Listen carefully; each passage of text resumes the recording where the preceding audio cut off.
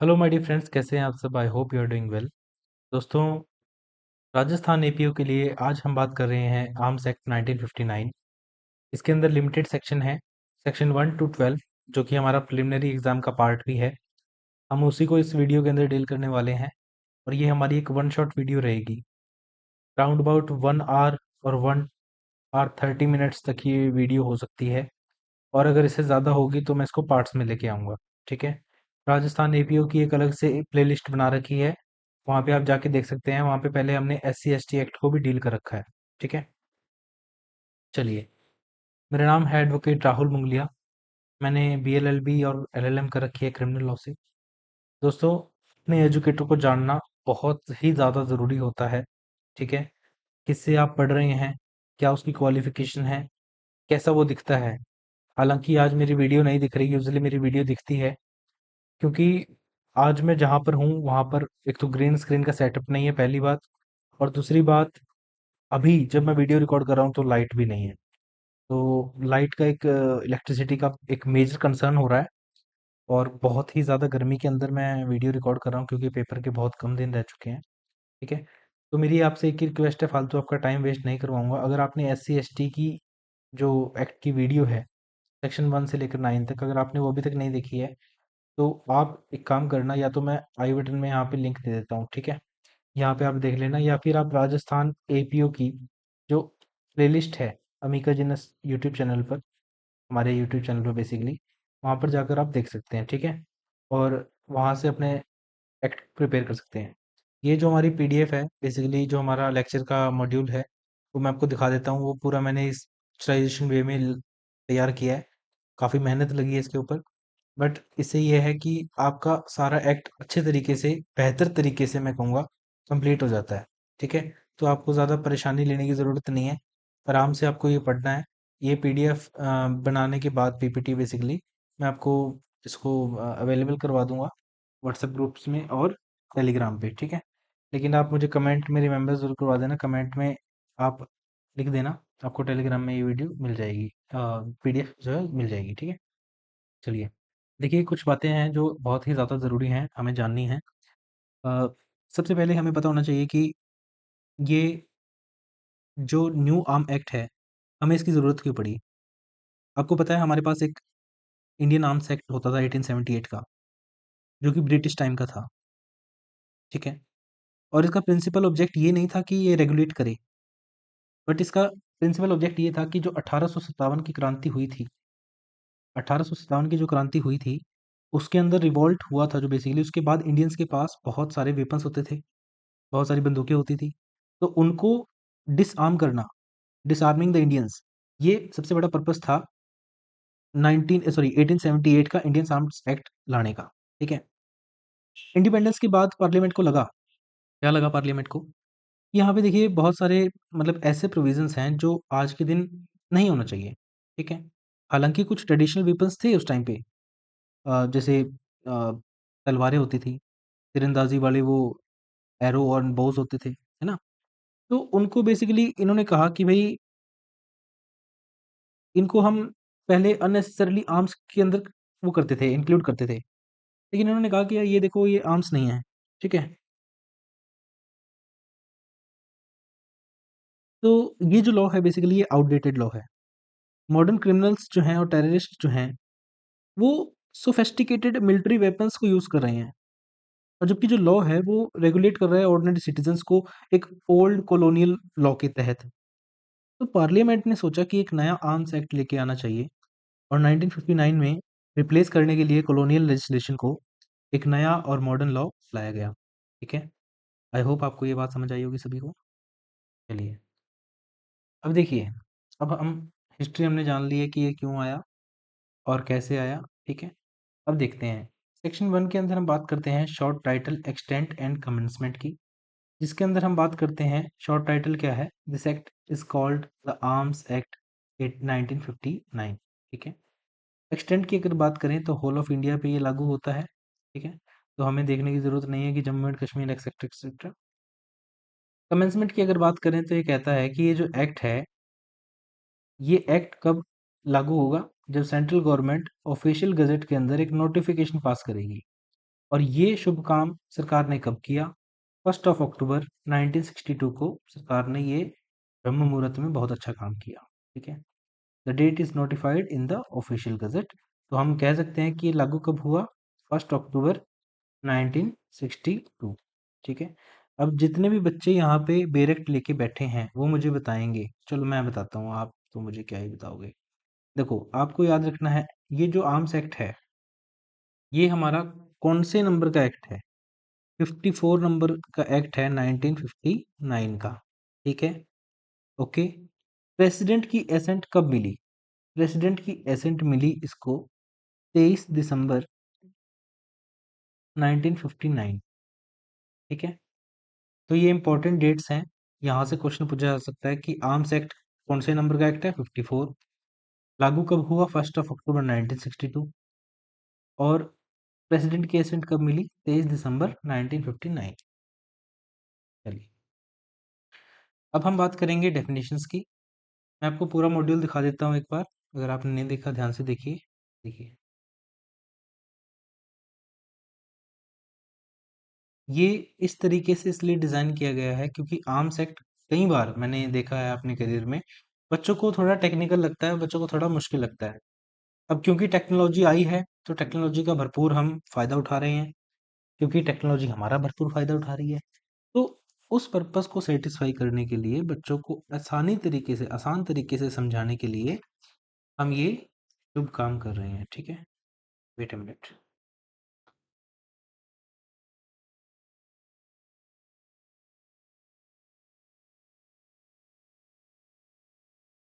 चलिए,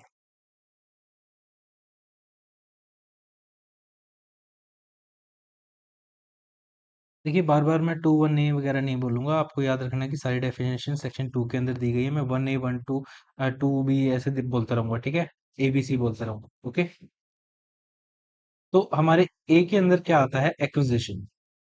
एक्विजिशन क्या बात करता है? डेफिनेशन कहती है unless the context otherwise requires. Acquisition का क्या मतलब होगा? Acquisition and its grammatical variations and cognate expressions includes.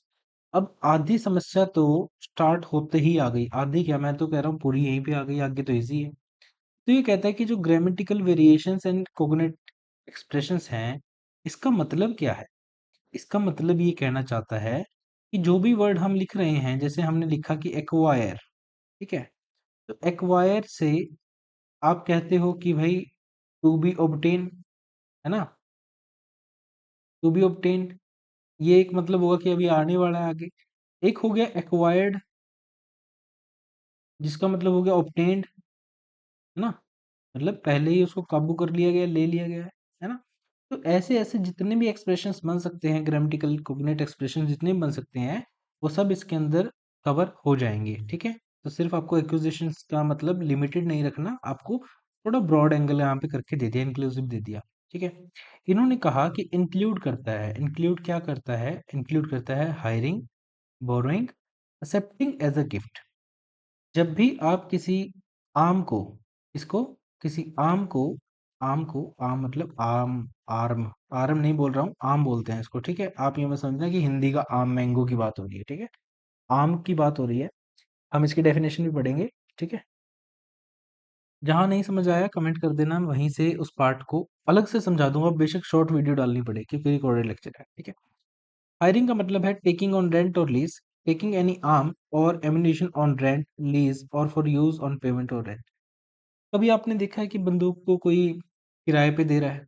मेले में दुकान लगी हुई है कि हाँ जी हाँ जी, 2 घंटे के लिए 500 रुपए में। सेल्फ ड्राइव पे गाड़ी दी जाती है, सबको पता है ना? दी जाती है कि नहीं दी जाती है? दी जाती है। क्या कभी आपने ऐसा सोचा है कि सेल्फ ड्राइव पे गाड़ियां तो दी जाती हैं दोस्त, पर सेल्फ चलाने के लिए, सेल्फ ऑपरेट करने के लिए हमें बंदूकें क्यों नहीं मिलती? आज फलानी जगह मर्डर मार के आना था यार, हायर पे बंदूक ले जाता हूँ। ऐसा होता है क्या? सिविलाइज सोसाइटी में तो ऐसा हो पॉसिबल नहीं है, पाकिस्तान में तो क्या पता हो भी जाए। तो यहाँ पे जो बात की जा रही है वो की जा रही है हायरिंग की, कि आप हायर नहीं कर सकते हैं। और अगर आप हायर करके रेंट वगैरह पे लेके जा रहे हैं और आप कह देते हैं कि मेरा नहीं है, मैं तो हायर करके लाया हूं, तो भी ये माना जाएगा कि आपने एक्वायर कर लिया है और एक्विजिशन के अंदर ही फॉल करेगा। अगर आपका मित्र प्यारा दोस्त संधु नहीं सखा बंधु जो है बहुत प्यार आपसे करता है और आपके कहने से टेम्परेरीली आपको उसका असला दे देता है, आर्म दे देता है या एम्यूनेशन दे देता है टेम्परेरी बेसिस पे कि चल यार सुबह चाहिए मुझे, तो तू अभी ले जा, सुबह तक रख, फिर दे देना मुझे। ठीक है, तो आपने उससे बोरो किया है, तो ये भी एक्विजिशन के अंदर आएगा, जहां पर आप एक्सेप्ट करते हैं एज अ गिफ्ट। ठीक है, मेरी दोस्ती दाऊद इब्राहिम से है, वो मुझे गिफ्ट में एक बढ़िया सी AK-47 या फिर कोई NPV-32 बोर दे देता है, तो इस केस में वो एक्विजिशन के अंदर फॉल करेगा। ठीक है, तो आई होप आपको समझ आया होगा कि एक्विजिशन का क्या मतलब है। एक्विजिशन का मतलब हमने पता कि grammatical variations and cognate expressions include करता है हायर, बोरोइंग और accepting as a gift, HBG। ठीक है, तो HBG हमें याद रखना है क्योंकि हमारे क्वेश्चन में यहीं से क्वेश्चन बनेगा कि हायरिंग और बोरोइंग और गिफ्ट के तौर पे लेना एक्विजिशन के अंदर इंक्लूड होता है। Word include means definition is inclusive and not exhaustive. ठीक है, acquisition is not limited to purchase alone. अगर आप ये कहते हो कि मैं खरीद के लाया हूँ तो ही एक्वायर की है मैंने, नहीं। अगर आप हायर कर रहे हैं तो भी एक्वायर की है, बोरो की है तो भी एक्वायर कर रहे हैं, और अगर आपने गिफ्ट की तरह एक्सेप्ट किया है तो भी आप एक्वायर कर रहे हैं। अब आपको लग रहा होगा कि एक छोटी सी डेफिनेशन में इतना टाइम वेस्ट कर रहा है। ब्रदर, टाइम वेस्ट नहीं कर रहा हूँ, डेफिनेशंस अगर आपने कर ली, एक्ट कुछ भी नहीं है। ठीक है, और डेफिनेशंस बहुत ही ज्यादा इंपॉर्टेंट है, क्वेश्चन यहीं से पूछे जाते हैं। ठीक है,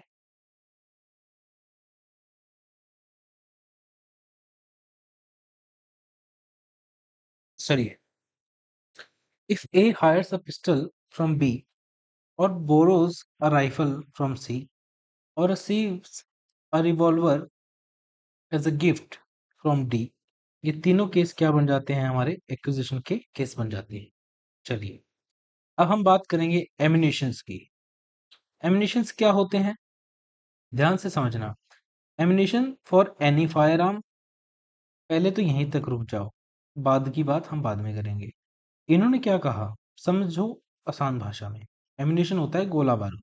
ठीक है, एक होती है पिस्टल, ऐसी होती है। ठीक है, ये मैंने AK-47 बना दी क्या, चलो फिर से बनाते हैं। यस, ठीक है, तो ये हो गई हमारी पिस्टल। अब ये तो खाली खोखा है, इसके अंदर कुछ नहीं है, इसके अंदर कोई बंदूक गोली भी तो डलेगी। ठीक है, तो वो जो असला इसके अंदर डलेगा, जो मेन सामान है जो कांड करेगा, ये तो एक ढांचा होता है, ये तो एक प्लेटफॉर्म होता है जहां से ये जाएगी, जो इसको ब्रस्ट करेगा। लेकिन चीज तो कुछ और ही जाएगी ना, बुलेट जाएगी, कोई रॉकेट जाएगा, कोई बॉम्ब जाएगा, कोई ग्रेनेड जाएगा, तो ये चीज क्या है, ये गोले बारूद है। ठीक है, अच्छा एक बात बताओ, ammunition for any fire arm, fire arm क्या होता है, फायर आर्म और आर्म में क्या डिफरेंस है, पहले हम ये देखेंगे, थोड़ी देर में देखेंगे, अभी है डेफिनेशन आगे। ठीक है, मैं आपको दिखा देता हूँ, देखो। अभी ये आ गई हमारी किसकी, आर्म्स की। और हाँ, फायर आर्म कहाँ गया, फायर आर्म ये रहा 1E में। ठीक है, तो ये बात हम करेंगे, रिलैक्स रहना। अभी के लिए मैं आपको बता देता हूँ, कोई भी फायर आर्म है जहां मतलब अ, जो ब्लास्ट होके अपनी स्पीड पकड़ के अपने काम पे जाता है, ठीक है, वो फायर आर्म है, फिलहाल के लिए ये याद रखना। तो उसका एमिनेशन वो तो है ही, प्लस इंक्लूड क्या करता है, कोई भी रॉकेट, बॉम्ब, ग्रेनेड, शेल्स, खाली खोखे बेसिकली, मिसाइल्स। ठीक है, ये सब एमिनेशन में आती हैं। देखो उसके बाद, article design for torpedo service and submarine mining, जो समुद्रों में जो जहाज चलते हैं, जो मिसाइल्स वगैरह दागते हैं, सबमरीन चलती हैं जो, तो उन वो बेसिकली जो शिप चल रहे होते हैं समुद्र वगैरह में, वो टॉर्पेडो सर्विस के तहत गोला बारूद फेंकते हैं, एक दूसरे को नुकसान जो पहुंचाना होता है वो पहुंचाते हैं। ठीक है, डिफेंस भी करते हैं और अटैक भी करते हैं। Other articles containing or designed or adapted to contain explosive, fulminating, or fissionable material or noxious liquid, gas, or other such things, whether capable of use with firearm or not। ये कहता है कि देखिए ध्यान से समझना क्या कह रहा है, बहुत टेक्निकल डेफिनेशन है, बड़े ही आराम से और प्यार से समझने की डेफिनेशन है। अदर आर्टिकल कंटेनिंग और डिजाइंड और adapted to contain explosive, fulminating, fissionable material। ठीक है, और नॉक्सियस लिक्विड, गैस और अदर सच थिंग्स। अब देखिए, कोई ऐसा आर्टिकल जो या तो कंटेन कर रहा है, डिजाइन्ड है इस तरीके से जिसके अंदर कंटेन किया जा सकता है, ठीक है, या फिर उसको ऐसा था नहीं वो, लेकिन उसको बना दिया गया है, उसको मॉडिफाई कर दिया गया है, अडेप्टेड करवा दिया गया है, ठीक है। तो उसके अंदर क्या है, कोई एक्सप्लोजिव आपने डाल के रख रखा है, कोई ऐसी चीज डाल रखी है जो नॉक्सियस लिक्विड है, कोई ऐसी गैस है, या just in generous of such other kind, उसी नेचर की कोई और चीज है। बेशक से आप उसको कल को फायर आर्म के तौर पे यूज कर सकते हो या नहीं कर सकते हो, इससे फर्क ही नहीं पड़ता, वो फायर एम्यूनेशन के अंदर इंक्लूडेड है, ठीक है।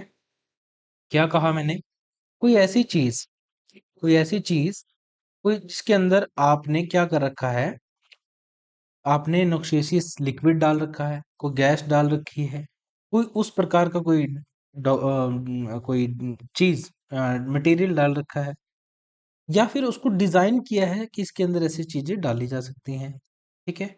या फिर आप ये मानिए कि ऐसी वो डायरेक्शन थी नहीं, वो मान लो किसी और पर्पस के लिए था, लेकिन आपने उसको अडेप्ट करवा दिया, आपने उसको मॉडिफाई करके उसके अंदर टुंटी वगैरह लगा दी, वासल वगैरह लगा दी, नल लगा दिए, ठीक है, एक हाई प्रेशर ट्यूब निकाल दिए, एक प्रेशर पंप लगा दिया, ऐसे कर करके उसको एक बना दिया, एक प्रॉपर इक्विपमेंट जिसके अंदर आप लिक्विड स्टोर कर सकते हो।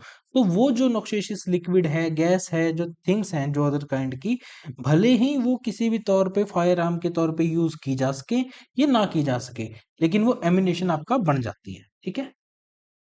चलिए, कहता है charges for fire arms and accessories of such charges.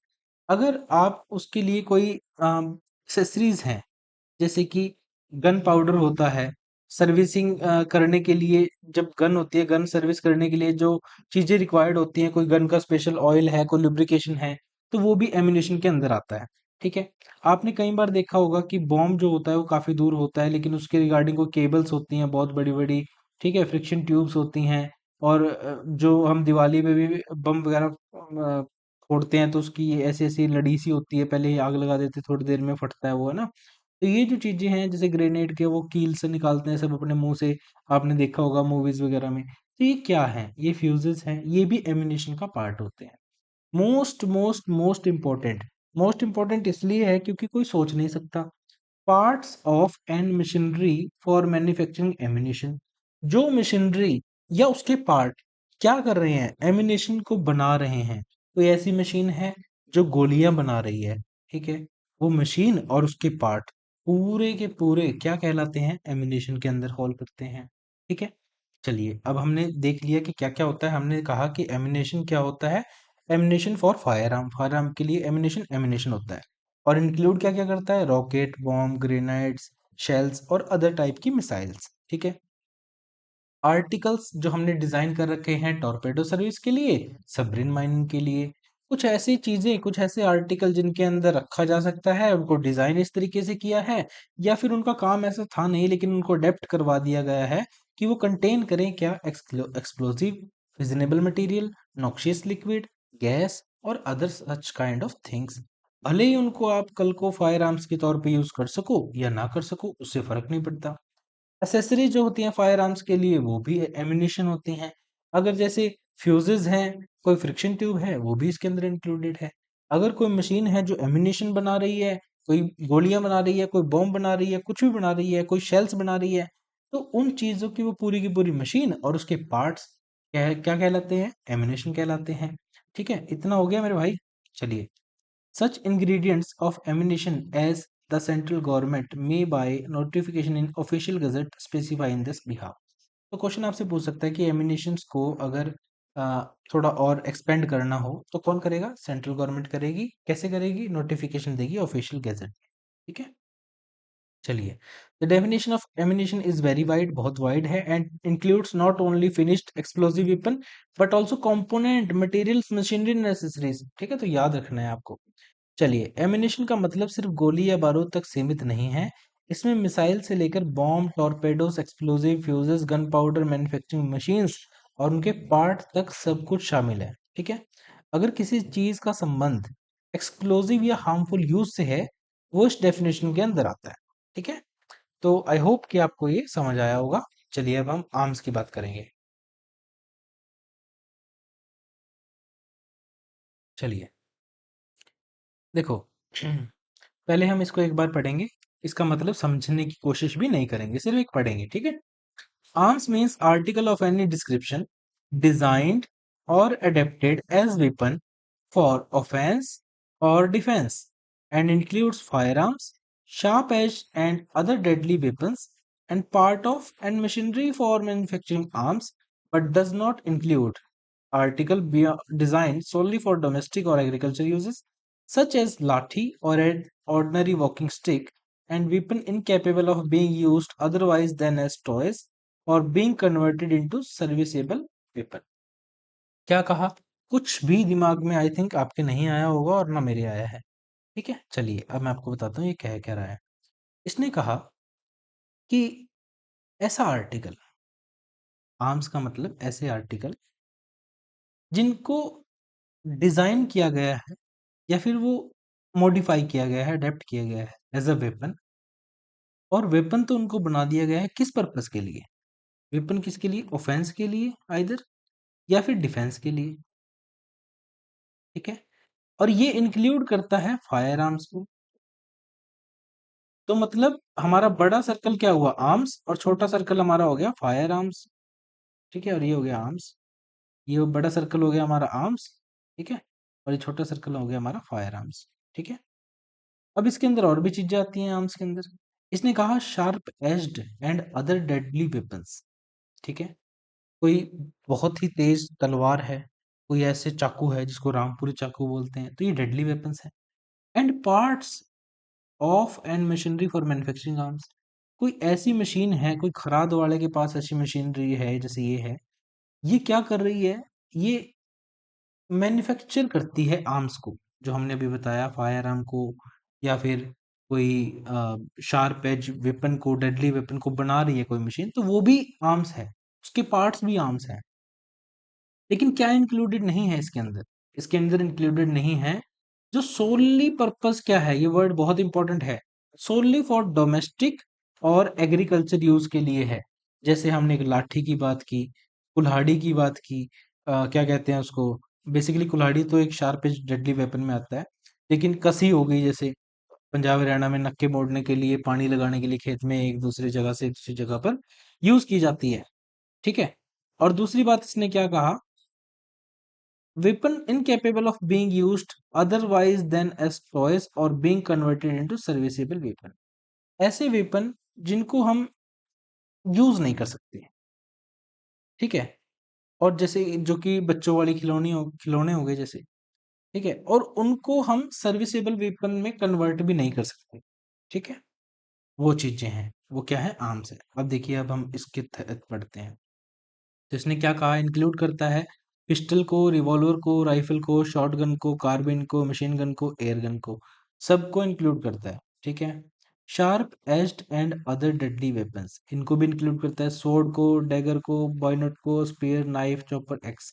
ठीक है, पार्ट्स ऑफ आर्म्स, बंदूक की जो बैरल है उसको भी आर्म है, ट्रिगर है वो भी आर्म है, bolt, frame, magazine, cylinder, chamber, सब कुछ आर्म है। जो मशीन बना रही है इनको, ठीक है, गन मेकिंग मशीन वो भी है, ड्रिलिंग मशीन वो भी है, मिलिंग मशीन, कोई भी मशीन किसी भी प्रकार की है वो इसके अंदर इंक्लूडेड है जो आर्म्स बना रही है। इंक्लूडेड क्या नहीं है? इंक्लूडेड नहीं है इसके अंदर लाठी, इंक्लूडेड इसके अंदर नहीं है ऑर्डिनरी वॉकिंग स्टिक, जिसको बेसिकली ये खूंडा बोल देते हैं रैनवी में। ठीक है, और एग्रीकल्चर यूजेस के लिए अगर बताएं तो एग्रीकल्चर स्टिक हो गई, लो हैंडल हो गया, फार्मिंग इम्प्लीमेंट्स हो गए, ये बेसिक सी चीजें, आप इसको कितना ही बढ़ा लो, ये कोई लिस्ट दे नहीं रखी इन्होंने, कह रखा है जो एग्रीकल्चर यूज में होता है बेसिकली, जिसको बेसिकली हम समझ नहीं सकते कि भाई डेडली वेपन्स के तौर पे यूज भी किया जा सकता है उसको, उसका पर्पस कुछ और ही होता है। ठीक है, weapon incapable of being used otherwise than as toys, आप वैसे तो वो वेपन है लेकिन उसको आप टॉय की तरह यूज करते हो, लेकिन आप उसको कन्वर्ट भी नहीं कर सकते हो, किसी कन्वर्ट भी नहीं कर सकते सर्विसेबल वेपन के तौर पे। ठीक है, आप प्लास्टिक की गन को एक असली गन तो नहीं बना सकते ना, तो वो भी इसके अंदर इंक्लूडेड नहीं होती है आर्म्स के अंदर।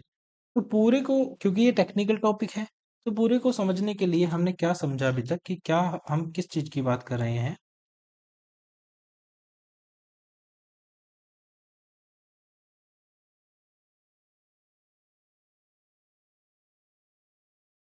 अरे भाई भाई भाई भाई।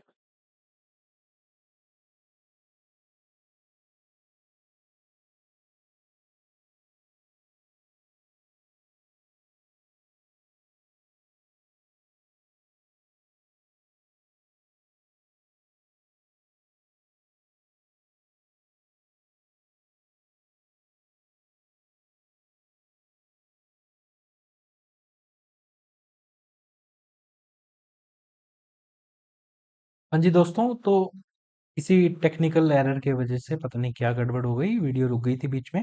चलिए फिर से स्टार्ट करते हैं यहीं से। आर्म्स मैंने आपको फिर भी डिफाइन कर दिया था, लेकिन मैं फिर से आपको एक बार समझा देता हूँ। आर्म्स का मतलब बेसिकली देखिए, आर्म्स के अंदर फायर आर्म्स तो इंक्लूड होते ही हैं, ठीक है।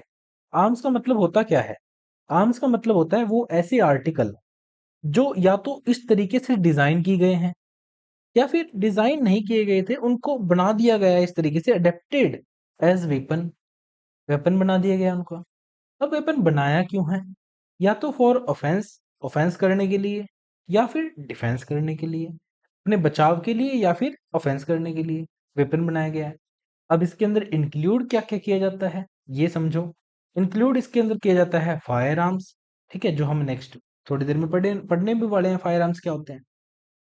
इसने साथ में कह दिया कि sharp edged and other deadly weapons.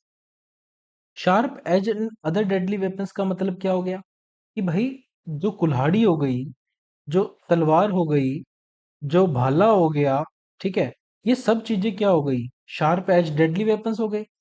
और इनके पार्ट्स, पार्ट्स फायर आर्म्स के भी और इनके भी, ये सब क्या है? ये सब आर्म्स कहलाते हैं। And machinery for manufacturing arms. जो भी मशीन आर्म्स बना रही है, चाहे वो फायर आर्म बना रही है, चाहे वो सिंपल आर्म्स बना रही है, जैसे कि कुल्हाड़ी बना रही है, चाकू बना रही है रामपुरी, ठीक है, भाला बना रही है, तलवार बना रही है, या फिर ऐसे कह दें कि बंदूक बना रही है, रिवॉल्वर बना रही है, शॉर्ट गन, कार्बाइन, ठीक है, मशीन गन, कुछ भी बना रही है, तो वो मशीन भी हमारी आर्म के अंदर आती है। वो बन रहा है जो प्रोडक्ट, वो तो है ही, साथ में ये भी है, ठीक है। लेकिन इसके अंदर इंक्लूड क्या नहीं आता? इसके अंदर इन्होंने कहा कि देखो, जो आर्टिकल सोली पर्पस उसका है कि डोमेस्टिक यूज हमने उससे लेना है। जो एक बुजुर्ग आदमी हो जाते हैं, जो हमारे दादा परदादा हैं, जो हमारे बेचारे बुजुर्ग हैं, वो लाठी के साथ चलते हैं, उसका सहारा लेके चलते हैं कि नहीं चलते हैं? चलते हैं भाई। हरियाणवी में खूंडा भी बोल देते हैं, खूंडे के साथ भी चलते हैं कि नहीं चलते हैं? तो ये जो लाठी है, जो ये खूंडा है बेसिकली, ये क्या है? क्या ये आम है? बिल्कुल नहीं। क्या इससे चोट लगेगी? बिल्कुल लगेगी, लेकिन ये आम नहीं है, ठीक है। एग्रीकल्चर यूज के लिए, जैसे दांती हो गई, सिक्कल बोलते हैं, जिसके साथ आप घास भी काट लेते हैं, भैंसों का चारा भी काटा जाता है, ठीक है। इवन कणक हो गई, जिसे गेहूं बोलते हैं, और जो हमारा जीरी है, धान की फसल हो गई, इसकी भी कटाई की जा सकती है। मतलब हर प्रकार से कोई भी चीज अगर काटनी है, तो वो यूज में लाई जाती है बेसिकली, एक फार्मर के द्वारा, उसकी फैमिली के द्वारा। तो क्या वो आम है? वैसे है, इसके अंदर नहीं है, ठीक है। उससे मृत्यु की जा सकती है, बड़े आराम से की जा सकती है, पर इसके अंदर नहीं है, ठीक है। Weapons incapable of being used otherwise than as toys. Weapon तो है, लेकिन टॉय के अलावा उसको किसी और तरीके से यूज नहीं किया जा सकता। बच्चों वाली खिलौने वाली बंदूक है, आजकल तो मेटल में भी आ रही है।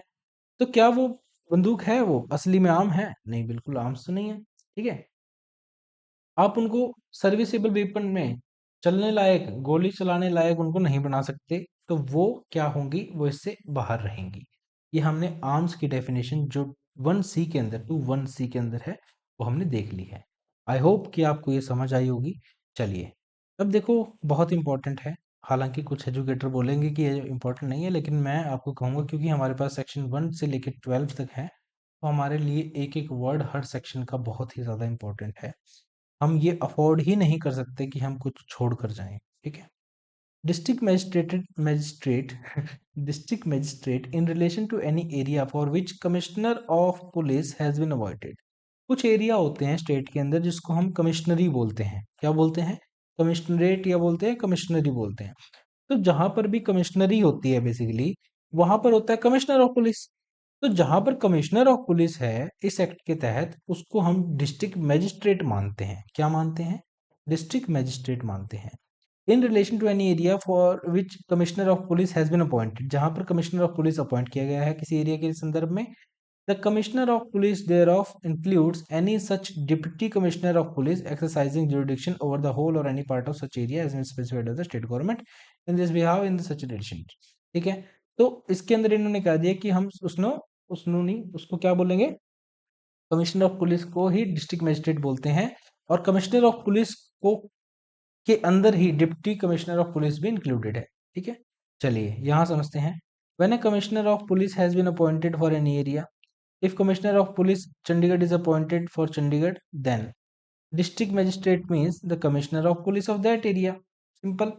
और इसके अंदर इंक्लूड क्या होगा, अगर वहां पे कोई डिप्टी कमिश्नर ऑफ पुलिस भी है जो अपनी जुरिस्डिक्शन एक्सरसाइज कर रहा है, या तो पूरे पार्ट पे या फिर किसी थोड़े से पार्ट पे, ठीक है, उस एरिया के, is specified by the state government, और स्टेट गवर्नमेंट ने उसको स्पेसिफाई कर रखा है फॉर दिस पर्पस, तो उसमें वो भी क्या होगा, डीएम बन जाएगा, डिस्ट्रिक्ट मजिस्ट्रेट बन जाएगा। ठीक है, for the side area district magistrate is equal to commissioner of police, include करता है डीसीपी को, exercising jurisdiction over whole or any part of that area. बड़ा सिंपल था, कुछ मुश्किल इसके अंदर। ठीक है, चलिए अब आती है बहुत ही ज़्यादा इम्पोर्टेंट हमारी फायर आर्म की डेफिनेशन। आर्म्स तो मैंने आपको समझा दिया है, अब मैं आपको समझाऊंगा फायर आर्म्स। ठीक है, चलिए फायर आर्म्स की बात करते हैं। फायर आर्म्स का मतलब समझते हैं, means arms of any description, design और अडेप्टेड, इस तरीके का, इस तरीके से डिजाइन किया गया है आर्म, या इस तरीके से उसको बना दिया गया है किसी आर्म को, ताकि डिस्चार्ज अ प्रोजेक्टाइल और projectiles of any kind. Projectile, अगर आप ट्वेल्थ के स्टूडेंट हैं तो आपने, ट्वेल्थ के स्टूडेंट सब होते हैं भाई, ट्वेल्थ के साइंस के स्टूडेंट हैं, +1 +2 के, तो आपने देखा होगा प्रोजेक्टाइल, हालांकि मुझे पता नहीं मैं डायग्राम सही बना रहा हूँ कि नहीं, पर ऐसे ऐसे ऐसे ऐसे ऐसे करके प्रोजेक्टाइल होता है, ऐसे जाती है बेसिकली। ठीक है, तो बेसिकली हवा में उड़ रहा है, ऐसा काइंड ऑफ चीज है कि जब आप जैसे, आप ये क्या करोगे, ये आपने बनाई है एक पिस्तौल, ठीक है, जैसे ही आप यहाँ से गोली चलाते हुए, गोली गोली गोली गोली गोली गोली गोली, कुछ टाइम बाद ये नीचे ही आएगी, अगर मान लो ऐसे चलाई आपने, ऐसे जाएगी ना, ऐसे जाएगी, तो ये क्या है, ये प्रोजेक्टाइल ही तो है। ठीक है, तो इसने यही बता रखा है, और कुछ नहीं बता रखा। ठीक है जी, इसने क्या कहा है कि भाई एक प्रोजेक्टाइल, एक गोली जा रही है, या बार बार मतलब लगातार जा रही है, कोई ऐसा आर्म जो इस डिस्क्रिप्शन का है, इस डिजाइन से बनाया गया है, उसको ऐसे बना दिया गया है, अडेप्टेड है टू डिस्चार्ज अ प्रोजेक्टाइल और प्रोजेक्टाइल्स। ठीक है, इस प्रकार के, by the action of any explosive, याद रखना ऐसे नहीं कि तुम गुलेल से खींच के मार रहे हो। ठीक है, वो भी तो फिर इसके अंदर आ जानी चाहिए थी, गुलेल से खींच के मारे वो तो एक्सप्लोजिव नहीं है, तो वो इसके अंदर इंक्लूडेड नहीं है। एनी एक्शन ऑफ एक्सप्लोजिव और other form of energy and includes, क्या इंक्लूड करता है मेरे दोस्त, आर्टिलरी, इसको आर्टिलरी बोलते हैं, फौज के काम आती है। हैंड ग्रेनेड्स, ये हैंड ग्रेनेड होता है, ध्यान से देख लो इसको, अभी तुम्हारे काम आएगा नहीं। रॉयट पिस्टल्स, ये पिस्टल होती हैं। और weapons of any kind design और adapted for the discharge of any noxious liquid gas और अदर सच थिंग्स। देखो, ध्यान रखना, जो ये इतनी बड़ी लाइन लिखी है ना, noxious liquid gas other such things, ये फायर आर्म नहीं है, नॉक्शियस लिक्विड फायर आर्म नहीं है, गैस फायर आर्म नहीं है, समझ रहे हो। फायर आर्म क्या, ये नॉक्शियस लिक्विड वगैरह क्या हो सकती हैं, ये एमिनेशन हो सकते हैं, लेकिन ये नॉक्शियस लिक्विड गैस जो अदर सच थिंग्स इन्होंने लिखा है, ये फायर आर्म नहीं है। क्या है फिर ये कुछ भी हो, लेकिन ये जिस भी सांचे से जिस भी स्ट्रक्चर से आउट हो रही हैं, एग्जिट हो रही हैं, जिस भी डिस्चार्ज हो रही हैं बेसिकली, वो एनी काइंड ऑफ डिस्क्रिप्शन जो है, या डिजाइन है जो अडेप्टेड है, आपने कर रखा है उसको, ताकि उसके अंदर से निक्सोशियस गैसेस निकल निकल सके, लिक्विड निकल सके, other such type of material निकल सके, वो वेपन है। ठीक है, वो क्या है, वो वेपन है, वो क्या है, वो फायर आर्म है। समझ गए। जैसे एग्जांपल दे रहा हूँ कि ये, जैसे मान के चलो कि ये क्या है, अरे यार इतनी गंदी ड्राइंग नहीं थी राहुल तेरी, कैसे कर रहा है तू, देख फिर से बनाता हूँ। ये थोड़ा टेबल भी, आज आज ना वैसे भी लेक्चर लेने का मन नहीं था, लेकिन चलो ले रहा हूँ। जैसे ये क्या है, ये मान के चलो कि ये हमारा है फायर एक्सटिंग्विशर। ठीक है, अब इसके अंदर नॉक्सियस गैसेस हैं, मान के चलो, ठीक है, जहरीली गैसेस हैं, और जो निकलती कैसे हैं, ब्रस्ट होके निकलती हैं, फायर एक्सप्लोजन होके निकलती हैं, एक्सप्लोज होके निकलती हैं, ठीक है, निकलती हैं इस यहाँ पॉइंट से ऐसे। अब मुझे एक बात बताओ, इसमें फायर आर्म क्या है? फायर आर्म ये ढांचा है मेरे दोस्त, ये पूरा, ठीक है, ये पूरा ढांचा है, ये गैस जो है ये एमिनेशन है, ठीक है, समझ आई अब मैं क्या बात कर रहा हूँ यहाँ पे? एनी काइंड ऑफ डिजाइन और adapted for the discharge of any noxious liquid, gas और other such things. Okay, done है, चलिए आगे। Accessories for any such firearm. अब उस फायर आर्म के लिए मैंने बंदूक के आगे यहाँ पे छोटा सा साइलेंसर लगा दिया ऐसा, ताकि चुप करके बंदूक की गोली निकल जाए और मेरा काम भी हो जाए और किसी को पता भी ना चले, ठीक है। अगर ऐसा हो रहा है तो एसेसरीज जो यूज की जा रही हैं फायर आर्म को, या जो डिजाइन किया गया है, अडेप्टेड किया है to diminish the noise or flash caused by the fire there, या तो उसके, जब आपने फायर किया उसके द्वारा जो भी साउंड होनी थी वो नहीं हो रही, जो रोशनी होनी थी वो नहीं हो रही, उसके लिए आपने एसेसरीज लगाई, वो एसेसरीज भी फायर आर्म होती हैं, ठीक है, समझ गए?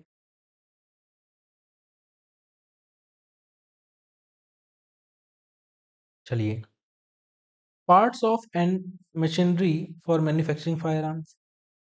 देखो, एक तो फायर आर्म के पार्ट्स और एक मशीनरी के, ठीक है, मैन्युफैक्चरिंग फायर आर्म्स, ओके, ये सब क्या होगी, हमारी फायर आर्म हो जाते हैं। तो इन्होंने क्या कहा कि जो हमारा फायर आर्म है, जैसे हमारी ये पिस्टल दिख रही है, गन दिख रही है हमें, रोड पिस्टल, रोड पिस्टल का जो पार्ट्स हैं वो भी क्या है, आर्म्स हैं, ठीक है, फायर आर्म्स हैं बेसिकली। और जो इसको मशीन बना रही थी वो भी क्या है, मैन्युफैक्चरिंग मशीन भी क्या है, फायर आर्म है, ठीक है। चलिए, अब इसके बाद आता है कैरिजेस, जो कैरी करते हैं, बड़ी बड़ी तोप होती हैं, बड़ी बड़ी आर्टिलरी होती है, इनको कैरी करने वाले जो वाहन होते हैं वो भी फायर आर्म है। जो प्लेटफॉर्म है जहाँ से ये लॉन्च होती हैं, आपने बॉर्डर वगैरह मूवी में देखा होगा, ये तोप बड़ी चलती हैं यहाँ से, ठीक है, ये इनके पीछे जुड़ जाते हैं, तो ये सब भी इनके अंदर आ जाती हैं। ये जो है माउंट करते हैं, एक जगह लगा दी जाती हैं, माउंट कर दी जाती हैं, ताकि यहाँ से अपना टारगेट सेट कर सकें, ठीक है, तो वो भी इसके अंदर इंक्लूडेड होती हैं। तो आपको ये मोटा मोटा ध्यान रखना है। वो अगर आपसे पूछेंगे तो पूछ सकते हैं एसेसरीज, मशीनरीज, ठीक है, ये तो उनको पता है कि फायर आर्म के अंदर बंदा अंदाजा लगा लेगा, लेकिन मशीन का अंदाजा नहीं लगा पाता कि यार मशीन कैसे हो सकती है, मशीन थोड़ी फायर कर रही है, तो ये चीजें होती हैं, ठीक है। चलिए, लाइसेंस की बात करते हैं।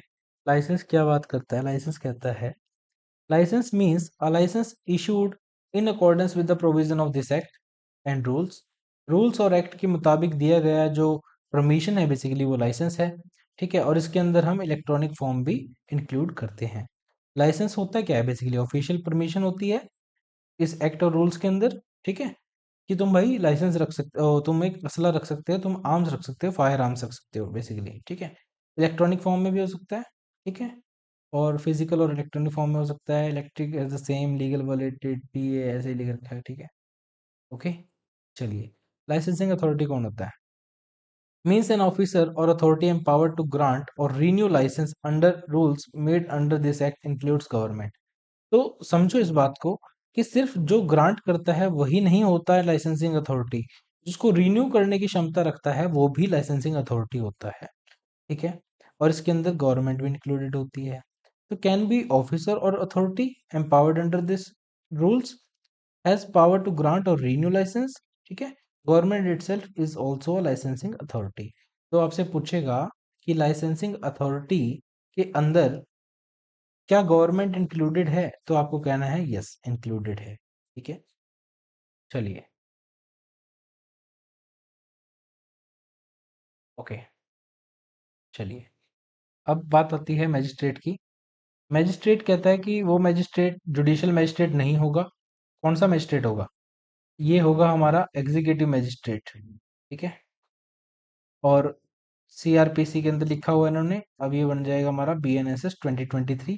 आपको बताना है कि बीएनएसएस 2023, बीएनएस और बीएसए बेसिकली, ये तीन जो हमारे न्यू क्रिमिनल लॉ हैं इनके आपने एक्ट नंबर बताने हैं मुझे, ठीक है, कि कितने हैं, ओके। चलिए, प्रिस्क्राइब्ड का मतलब होता है prescribed specially under rules framed under this act, okay. चलिए, प्रिस्क्राइब मतलब जो बात नियम इस एक्ट के तहत बने रूल्स में लिखे गए हैं। बात खत्म करो, छोड़ो। अब हमारे पास बात आती है प्रोहिबिटेड एम्यूनेशंस की, और फिर बात आती है प्रोहिबिटेड आर्म्स की। तो ध्यान रखना कि आपको ऐसा लगेगा कि हम एक ही चीज बार बार बार बार पढ़ रहे हैं। हम एक ही चीज बार बार नहीं पढ़ रहे हैं, हम अलग अलग चीज पढ़ रहे हैं। अगर आपको ध्यान हो तो हमने सबसे पहले एक्विजिशन पढ़ा, जिसके अंदर हायर बोरोइंग एक्सेप्टिंग पढ़ा।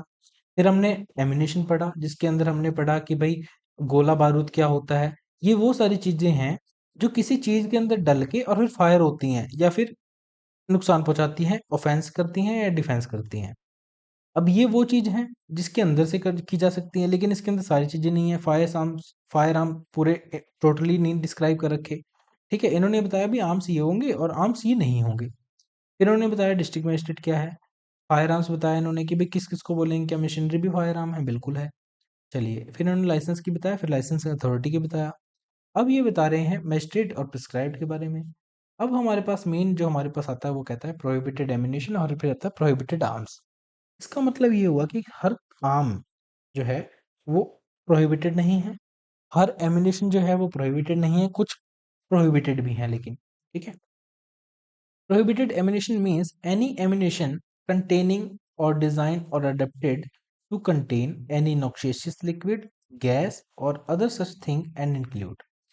कहता है कि एनी प्रोहिबिटेड एमिनेशन का क्या मतलब है।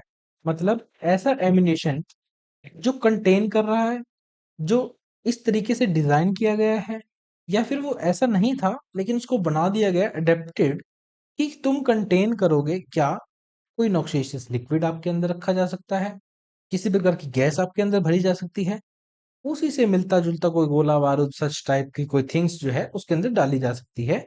अगर ऐसा है तो वो प्रोहिबिटेड एमिनेशन है। और इंक्लूडेड क्या क्या है, इंक्लूसिव डेफिनेशन हो गई। ये कहता है कि जैसे रॉकेट है, अब रॉकेट के अंदर भी तो कुछ गैसेस कुछ केमिकल्स भरे ही जाते हैं, जब भी तो वो फटता है तो तेज चलता है। बॉम्ब है, इसके अंदर भी केमिकल्स होते हैं। ग्रेनेड्स हो गए, शेल्स हो गई, मिसाइल्स हो गई। ठीक है, articles design for torpedo service हो गई, article design for submarine mining हो गई। और जो सेंट्रल गवर्नमेंट को लगता है ऑफिशियल नोटिफिकेशन निकाल के ऑफिशियल गजट में स्पेसिफाई कर सकती है कि ये फलाने फलाने जो एमिनेशन है ये आज से प्रोहिबिटेड एमिनेशन की कैटेगरी में फॉलो करेंगे। ठीक है, समझ गए। चलिए, must contain or be design adapted to contain noxious liquid gas और अदर सच थिंग्स। ठीक है, सेंट्रल गवर्नमेंट भी नोटिफाई कर सकती है कभी भी, कहीं उनको अगर लगता है कि भाई प्रोहिबिटेड एमिनेशन की लिस्ट में इन एमिनेशंस को डाल देना चाहिए। ठीक है, चलिए, अब हमने ये पढ़ लिया। अब हम बात करेंगे प्रोहिबिटेड आर्म्स की। देखिए, ये कहता है कि fire arm so design adapted that, अगर आपने उसके ट्रिगर पे प्रेशर लगाया, अगर आपने इस ट्रिगर पे प्रेशर लगाया, ठीक है, तो ये कंटिन्यूअस फायरिंग करेगी। समझ गए। और ये खत्म कब होगी, ये खत्म कब होगी, कहता है missile during to be discharge until pressure is removed, जब तक आप आपका हाथ यहां से नहीं हटा लेते ट्रिगर से। ठीक है, तब तक ये नहीं रुकेगी। या फिर जब तक इसकी जो मैगजीन है, ये मैगजीन जो है सारी की सारी गोलियां जितनी है, सारा बारूद जो है, सारी गोलियां जो है, जब तक खत्म नहीं हो जाएगा तब तक ये रुकेगी नहीं। साफ शब्दों में क्या कहा कि ऐसी चीज, ऐसा फायर आर्म जिसके ऊपर आपने प्रेशर लगाया ट्रिगर के ऊपर, ट्रिगर के ऊपर प्रेशर लगाते ही धड़ाधड़ धड़ धड़ धड़ धड़ धड़ धड़ गोलियां चलने लग गई। और ये गोलियां कब रुकेंगी, या तो आप आपका अपना हाथ ट्रिगर से हटा लो, या फिर जब मैगजीन खत्म होगी तभी रुकेंगी, नहीं रुकेंगी ही नहीं। अब नॉर्मली जो पिस्टल होती है वो तो एक राउंड एक से दबाया, एक गोली निकल गई, फिर रीलोड होगी, फिर आपने एक दबाया फिर चली गई, ऐसे चलती है। लेकिन मशीन गन होगी, AK-47 होगी, आपने एक ट्रिगर दबा के रखा, धर धर धर धर धर गोलियां चलती रहती हैं। ठीक है, तो वो ये है। दूसरा, और कहता है weapon of any description design और adapted for discharge of noxious gas और अदर सच थिंग्स। ठीक है, वो भी इसके अंदर इंक्लूडेड है। एंड इंक्लूड्स, एंड इंक्लूड्स क्या, artillery, anti craft firearm, anti tank firearm and such other arm as central government may by notification in the official gazette as specified to be prohibited arm। अब ये specification करता कौन है? करती है central government, करती है central government, करती कहाँ पे है? ऑफिशियल गजट के अंदर, गैजेट के अंदर, ठीक है। तो यह ध्यान रखना कि जो प्रोहिबिटेड आर्म्स होते हैं, ये नॉर्मल इंसान को तो कभी मिलते ही नहीं, कभी नहीं मिलते। किसी को AK-47 का लाइसेंस नहीं मिलता मेरे भाई, ठीक है। किसका लाइसेंस मिलता है फिर? मिलता है किसका लाइसेंस है? छोटे मोटे फायर आर्म्स का मिल जाता है, ठीक है।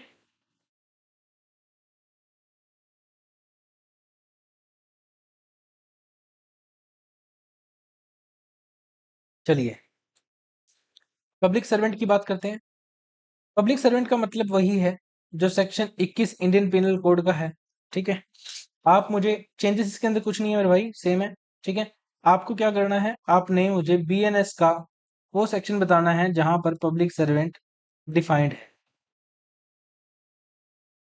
कमेंट करके आप मुझे बताएंगे। इतनी अच्छी PDF इतनी बढ़िया लेके आया हूं मैं आपके लिए। सारा बेरेक्ट है, एक सिंगल वर्ड मिसिंग नहीं है इसके अंदर, ऐसा मत कोई बोल देना कि मिसिंग है, ठीक है। कमेंट करके आप मुझे बताएंगे कि ये कहाँ पर डिफाइंड है, ठीक है। चलिए, ट्रांसफर का मतलब है with grammatical variations and cognate expression, ये हमने टर्म समझ ली थी क्या होता है, ठीक है। लेना देना, दूंगा, दे चुका हूं, ये सब इसके अंदर आ जाएंगे। Letting on hire, lending, giving, part position, any other form. देखो, ट्रांसफर का मतलब अगर आप किसी को हायर पे दे रहे हो, ठीक है, थोड़ी देर के लिए किराए पे दे रहे हो, रेंट पे दे रहे हो, तो वो ट्रांसफर माना जाता है। अगर आप किसी को थोड़ी देर के लिए लैंड कर रहे हो, ठीक है, विदाउट एनी कंसिडरेशन, तो वो भी ट्रांसफर माना जाएगा। अगर आप किसी को गिफ्ट करके दे रहे हो, वॉलेंटरली दे रहे हो, या परमानेंट रखने के लिए दे रहे हो पोजेशन उसका, किसी आर्म्स का, फायर आर्म्स का, तो वो भी ट्रांसफर माना जाता है, ठीक है। अगर आप पार्ट पोजेशन दे रहे हो, ठीक है, उसको कंट्रोल दे रहे हो कि चल तू रख ले, कोई दिक्कत नहीं, फिर दे दियो, थोड़ी देर बाद दे दियो, अबे मैं हूं यहीं खड़ा हूं, तू चला ले, तेरे पास ही रख, मैं तेरे साथ ही खड़ा हूं, अगर ऐसा करे तो वो भी ट्रांसफर माना जाता है। या फिर any other form of transfer भी इसके अंदर इंक्लूडेड किया जाता है, ठीक है। डेफिनेशंस हमारी हो चुकी हैं कंप्लीट, ठीक है। आई थिंक, मुझे ऐसा लगता है कि हमें सेक्शन जो है 2 तक कंप्लीट कर लेना चाहिए इस वीडियो के अंदर, और फिर हम नेक्स्ट पार्ट जो है इसके अंदर कर लेंगे, क्योंकि लैपटॉप की बैटरी डिस्चार्ज हो रही है और लाइट यहाँ पर है नहीं है, ठीक है। तो चलिए, इतना कर लेते हैं, इतना आप पढ़िए, तब तक मैं दूसरा पार्ट इसका रेडी कर देता हूँ आप सबके लिए, ओके। तो चलिए, प्रोविजंस क्या कहते हैं? प्रोविजन कहते हैं सेक्शन 2 के सबसेक्शन 2 to 4। देखिए, सबसे पहले समझो कि ये जो एंड पॉइंट है जहां से गोली बाहर जाएगी, इसको बोलते हैं मजल, ठीक है, मजल बोला। और जहां पे जो हैमर होगा इस मशीन के अंदर, ऐसे वाला, जहां पे गोली के बैक साइड पे हिट करेगा और जहां से चार्ज एक्सप्लोड होगा, जहां से गोली फुर्र करके निकलेगी, आगे की तरफ भागेगी, यहाँ की तरफ, ठीक है, और यहाँ से बुलेट बन जाएगी, बुलेट, ठीक है। तो वो जो लेंथ है, लेंथ ऑफ बैरल, इसको हम क्या बोलते हैं? मजल से लेकर, और जो पॉइंट ऑफ एक्सप्लोजन है बेसिकली, उसको हम क्या बोलते हैं? आइए देखते हैं क्या कहते हैं। For the purpose of this act, length of barrel of firearm shall be measured from the muzzle to the point at which fire is exploded on firing. जब आपने फायर किया, जिस पॉइंट से गोली के बैक साइड पे hammer hit होता है और वहां पे बिल्कुल फ्रिक्शन हो जाता है और गोली आगे की तरफ भागती है, वहां से लेकर, और जो लास्ट पॉइंट है जहां से वो बंदूक की नली से बिल्कुल पार होके बाहर की दुनिया देखती है और जाके किसी की छाती में टिक्कर जैसी लग जाती है, वो हमें मतलब नहीं है। हमें इतना मतलब है कि वो जहां पे इस पॉइंट से बाहर निकलेगी, इस पॉइंट से बाहर निकलेगी, यहां से लेकर, और जहां से वो फ्रिक्शन हुआ था, इस पॉइंट को हम क्या बोलेंगे? Length of barrel. क्या बोलते हैं? लेंथ ऑफ बैरल नहीं भाई। देखो, मुझे पता है जब मैं बोलूंगा ना, क्योंकि मैं भी तुम्हारे जैसा ही हूँ। तो बैरन क्या है? किसी को बोलते हैं ना हरियाणवी में बैरन। तो लेंथ ऑफ बैरन नहीं पूछा, लेंथ ऑफ बैरल पूछा है। तो आप क्या कहेंगे? मजल से लेकर वो पॉइंट जहां पर चार्ज एक्सप्लोड होता है, उस लेंथ को हम लेंथ ऑफ बैरल बोलते हैं, ठीक है। चलो, क्लॉज 3 क्या कहता है? Any reference in this act to any law which is not in force in any area shall in relation to that area constitute. Simple सी बात है कि अगर वहां पे ऐसा लॉ नहीं है, ये लॉ नहीं लग रहा, तो जो लॉ लग रहा होगा वो कोरस्पॉन्डिंग लॉ होगा। देखो, इस एक्ट के अंदर जैसे इन्होंने कहा कि भाई सीआरपीसी, इन्होंने सीआरपीसी मेंशन किया, इन्होंने 21 आईपीसी मेंशन किया। तो अगर मान के चलो कि अ, जम्मू एंड कश्मीर की बात है, वहां पर आईपीसी नहीं लगता, वहां रणबीर सिंह पिनल कोड लगता है। ठीक है, अब तो नहीं लगता, पहले की बात बता रहा हूँ। अगर ऐसा होता तो वहां आईपीसी तो नहीं लगता, तो कोरस्पोंडिंग लॉ क्या है, रणबीर सिंह पिनल कोड, तो रणबीर सिंह पिनल कोड वहां पे लग जाएगा। ठीक है, तो ये आपको ध्यान रखना है कि भाई इस एक्ट के अंदर जो भी अदर लॉज के बारे में बात की गई है और वो किसी पर्टिकुलर एरिया में नहीं लग रहे हैं, तो उस पर्टिकुलर एरिया में जो उसके रेलेवेंट कॉरस्पॉन्डिंग जो लॉ लग रहा होगा, लॉ तो लगेगा ही लगेगा, कुछ ना कुछ तो लग रहा होगा, उनके खुद के लग रहे होंगे, तो वो हम वहां से इन्फ्रेंस ड्रॉ कर लेंगे। ठीक है, समझ गए? Any reference in this act to any officer और authority shall in relation to any area in which there is not an officer or authority with the same designation be constituted a reference to such officer or may be specified in the central government by notification. Reference to any officer authority in this act. If such officer authority does not exist in particular area, then reference shall be to such officer authority as may be specified. अभी light आई थी, मैंने सोचा आप सबको नहीं बताता हूँ, ये मेरी सबसे बड़ी गलती रही, और 2 ही मिनट में ये वापस चली गई। ठीक है, अब ये चली गई है तो मुझे मन मन में ये हुआ था कि लाइट आ गई है, चुपचाप लैपटॉप को चार्ज लगा लेता हूँ और ये कंप्लीट ही करा देता हूँ कि भाई क्या सेकंड पार्ट अपलोड करना, लेकिन अब फिर भाग गई है। तो फिर से पढ़ लेता हूँ। Any reference in this act to any officer और authority shall in relation to any area in which there is not officer or authority with the same designation be construed as reference to the such officer or authority as may be specified by central government by notification the official gazette. इस act के अंदर अगर कोई officer authority को उसका reference दिया गया है किसी एरिया के संदर्भ में, और वहां पर हमें पता चलता है कि वो ऑफिसर या अथॉरिटी या सेम डेजिग्नेशन है ही नहीं, ठीक है, तो सेंट्रल गवर्नमेंट नोटिफिकेशन के द्वारा ऑफिशियल गazette में बताएगी भी किसको हम क्या मानेंगे। ठीक है, तो दोस्तों आई थिंक हमें यहीं पे रोक देना चाहिए। डेफिनेशंस हमारी कंप्लीट हो चुकी हैं, और अगर आपको इसकी कंप्लीट पीडीएफ चाहिए तो आप मुझे व्हाट्सएप भी कर सकते हैं, इंस्टाग्राम पे मैसेज भी कर सकते हैं। ठीक है, और टेलीग्राम में मैं डालूंगा, लेकिन अभी नहीं डालूंगा, लेक्चर कंप्लीट हो जाएगा उसके बाद डालूंगा ये। ठीक है, तो तब तक कि आप तब तक आपको ये वेट करना पड़ेगा। Thank you, thank you so much दोस्तों, थैंक यू सो मच।